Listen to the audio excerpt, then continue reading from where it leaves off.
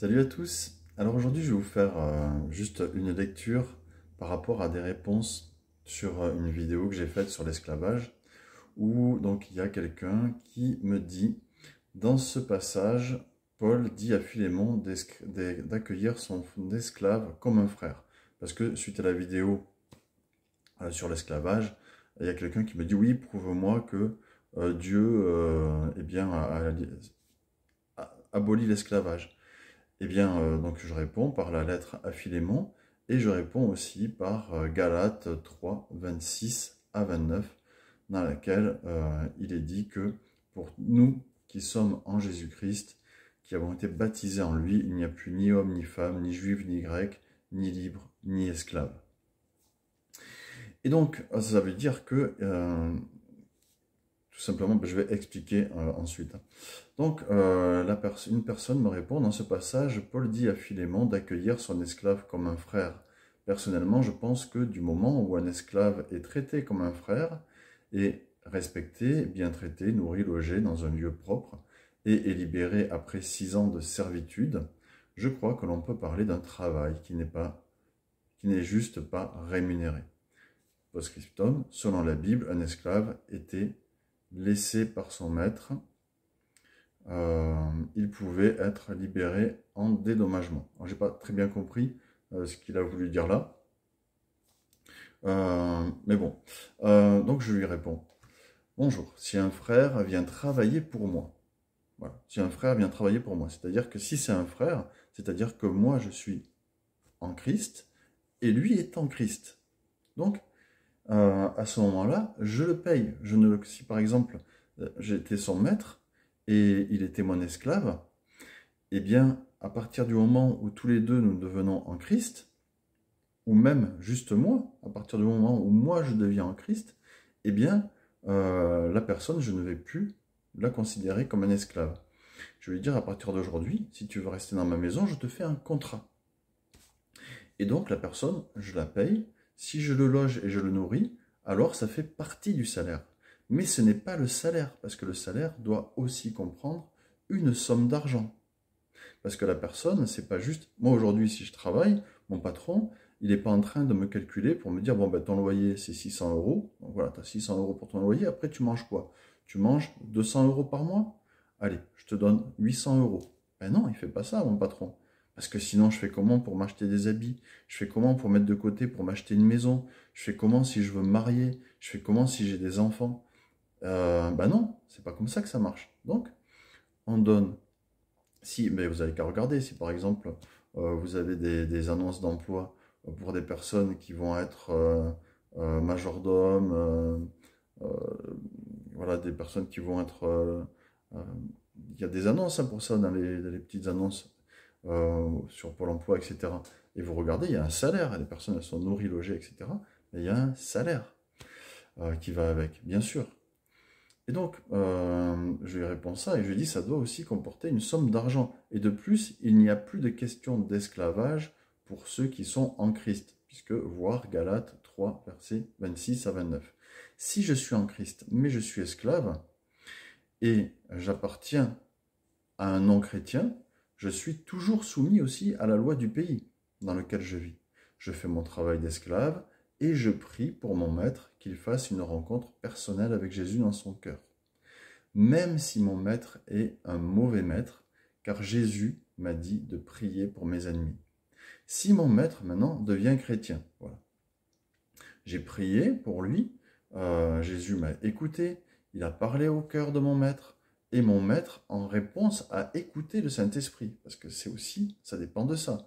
Peut-être lui, il va accepter d'écouter le Saint-Esprit qui lui parle, peut-être il va refuser d'écouter le Saint-Esprit. C'est son choix. Mais il a écouté et dans son cœur, il devient croyant en Jésus. Il accepte Jésus avec lui. Alors il va sentir que le Saint-Esprit le pousse à libérer tous ses esclaves. Puisque le Saint-Esprit va lui parler, il va lui rappeler sa parole.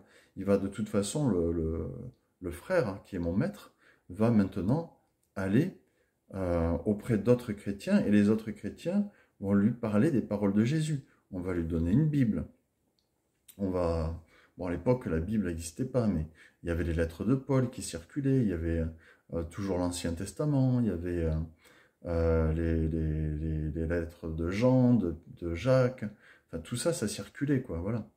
Et à un moment, il va être confronté à ces paroles-là, à Galates chapitre 3, à l'épître à Philémon, il va être confronté à tout ça, aux paroles de Jésus, voilà, et ça va travailler dans son cœur.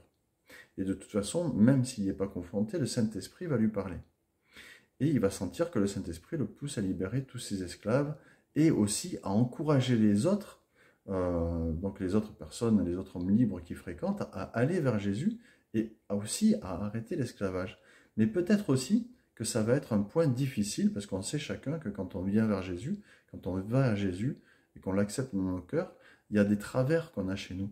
Parfois, c'est des choses qui nous détruisent. Je ne dis pas que la cigarette est un péché, mais ça en devient un à partir du moment où ça te détruit et que tu détruis avec ça le temple du Saint-Esprit, qui est ton corps. Boire un verre de vin, il n'y a rien de mal, tu vois. Tu bois ton verre de vin, tu te fais plaisir. Mais à partir du moment où tu descends ta bouteille tous les jours ou tous les 2 jours, tu vois, là tu commences à être alcoolique. Et c'est un péché parce que le mot péché, ça veut dire manquer le but. Alors tu fais pas du mal aux autres, mais tu manques le but de la vie pleine et abondante que Jésus veut pour toi. Et en plus, tu détruis ton corps. Et puis tu donnes un mauvais exemple aux autres. Parce que quand tu as bu, je ne sais pas ce que tu fais, tu vois. Et toi non plus, tu ne sais pas ce que tu fais. Alors voilà, et des fois, c'est des choses qui sont... on a envie de garder ces choses-là, des choses qui nous paraissent pas mauvaises, tu vois, comme par exemple rouler à 120 alors que c'est 90.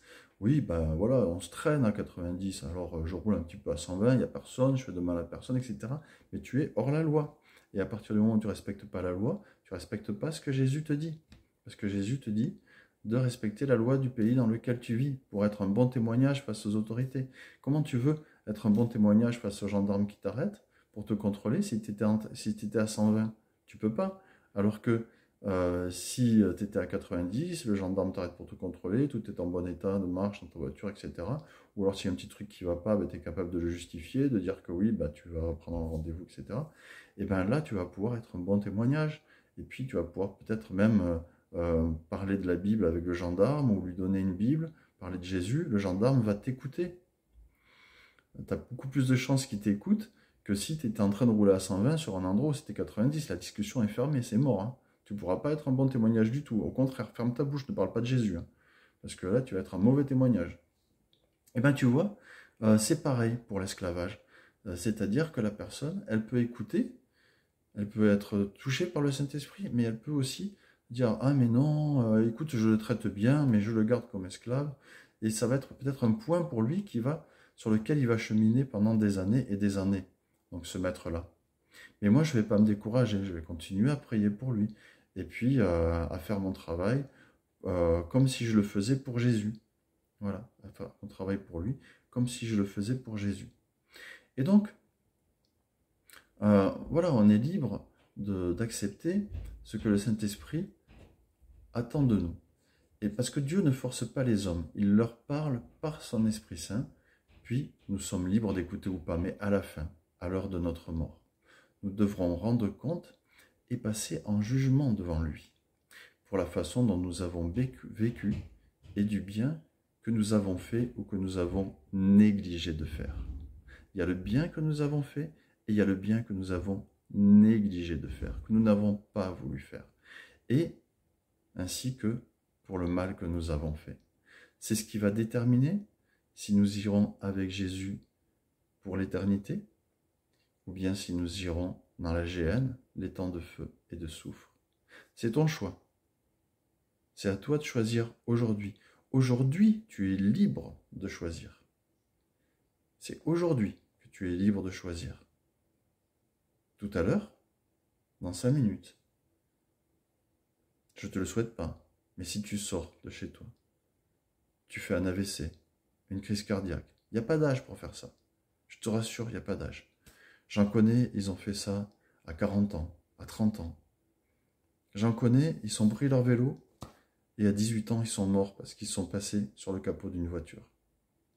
Je te souhaite vraiment d'avoir une longue vie et de mourir à 90 ans, 100 ans, comblé de biens, comblé d'enfants, comblé d'avoir une vie merveilleuse. Mais tu ne sais pas ce qui peut se passer dans 5 minutes.